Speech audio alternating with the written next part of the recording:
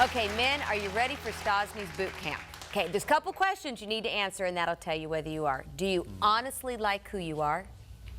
Do you really like the relationship that you're in? Is it what you thought it was going to be? And do you really see yourself as the husband or partner that you thought you were going to be? And if it's no, it's never too late to start doing the right thing. And it's not about the blame. Blame doesn't get anybody anywhere. Oh, I tell you, blaming is my pet peeve. That's why I said it, because I knew it'd get a little cranky going here. I have a few of them, Stephen, but blaming's one of them. Why do we blame everybody?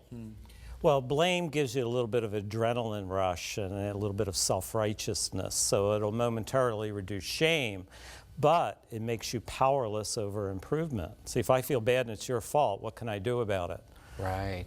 So the act of blame renders you powerless. So by pushing the blame over there, it really gives me nothing that I can work on because I've said it's your fault. Okay, so, and we're talking about the one who's emotionally abusing. Right. So obviously blame is a game that they play a lot to deflect the shame from themselves. Yes, they're trying to avoid feeling bad about themselves for that moment.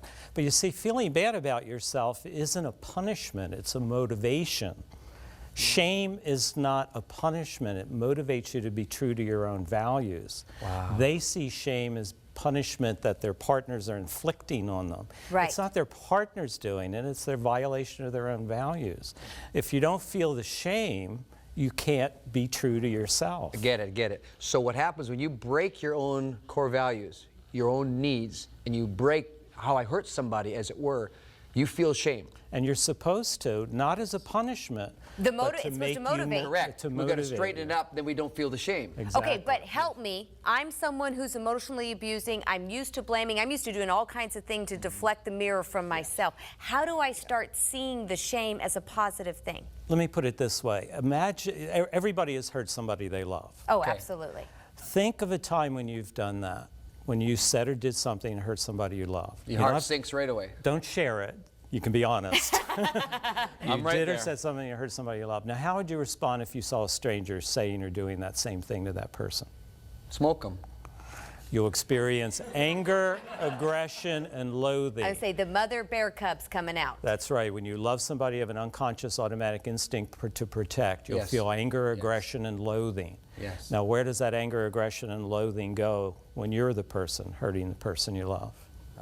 It goes on to yourself. Yeah. Your emotions go to war with you.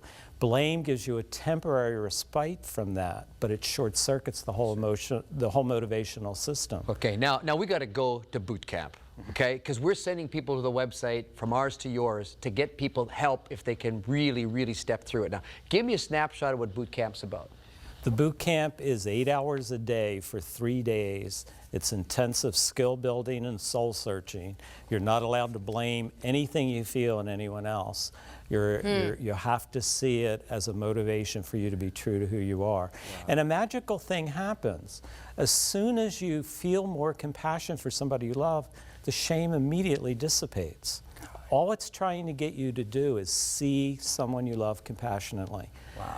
And the more you resist that by blaming it, the worse you feel. You know, you've just given me insight to my youngest son, because he's 12 years old and I'm trying to teach him not to blame everybody else. Because when I talk to him about something, he has all these other names of, you know, and I'm trying to say... His fault. Yes, and so when Colton, you only can use your name when we talk. But I didn't see it as a signal that he's dealing with some shame that's going off. So you just gave a mother insight. And what you can do to alleviate his shame is connect him to a solution. Instead of saying, why did you do this?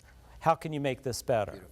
What's going to improve it? And that empowers them to find a solution. Now this is beautiful, because in the boot camp, I call this a manifesto, and I pulled it right out of your book, okay? But I want you to listen to this, okay? This is taking responsibility instead of blaming.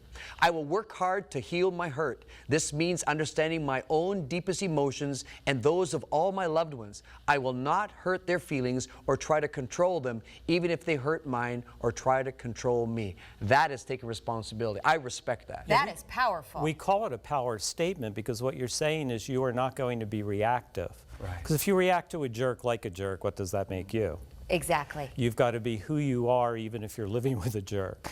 Right. Okay, Dr. Stephen Stosny, you cannot I'm telling you, as a therapist to therapist, this was helpful, quality material. You're going to stay with us for the bottom line, because not only are you going to get connected on our website with this guy's site and go to boot camp, but we're going to help you, once you've worked through the abuse, how do you reconnect again, husband and wife? Stay with us.